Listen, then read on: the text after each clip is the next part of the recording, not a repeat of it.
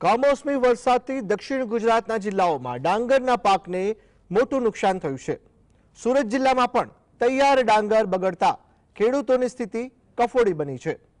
5 દિવસ માવઠાની હેલીએ ખેડૂતોને મોઢે આવેલો કોળિયો છીનવી લીધો।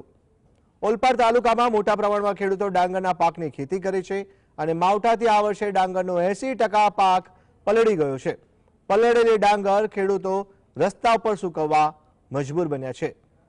ડાંગર એટલી હદે બગડી છે કે પશુઓને ખાવા જેવો પાક પણ રહ્યો નથી। કેટલાક વિસ્તારમાં સરકારના આદેશ મુજબ સર્વે કરવામાં આવ્યો। ખેડૂતોની માંગ છે કે અસરગ્રસ્ત ખેડૂતોને વહેલી તકે વળતર ચૂકવવામાં આવે।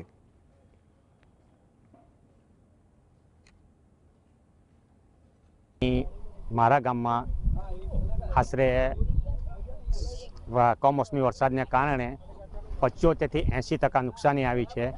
તો આ ખેડૂતોને બેઠા કરવા માટે સરકારશ્રીને એવી આજીજી કરું કે આ વિનંતી કરું કે કંઈક મહત્તમ વળતર આપે।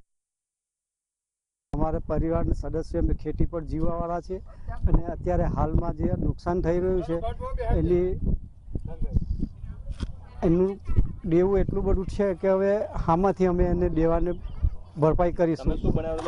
અમે ડાંગર 15 વીઘા બનાવ્યું હતું, એમાં 8 વીઘા કર્યું, 8 વીઘા ઊભું છે ને 8 વીઘા બી હણગી ગયું છે। અમારે ભાતની ખેતી છે, 6 વીઘા જમીન છે, એમાં અડધું ભાત કાપેલું, અડધું ઊભું છે। એમાં બહુ જ નુકસાન થયું છે। આ બધું સણગા કાઢી લીધું છે। અમે 4 દિવસથી મહેનત કરી છે આમાં એ કરીને। સરકારશ્રીને શું વિનંતી? સરકારશ્રીને વિનંતી છે કે અમને સહાય આપો। કમરોલી ગામ, અમારા ગામમાં 327 થી વધુ હેક્ટર ડાંગર વાવેલું હતું। આજે 80% નુકસાન છે। સરકારશ્રીને અમારી એવી વિનંતી છે દરેક ખેડૂતની કે અમારા પાકનું યોગ્ય વળતર તમે પૂરેપૂરું આપો, એવી અમારી વિનંતી છે।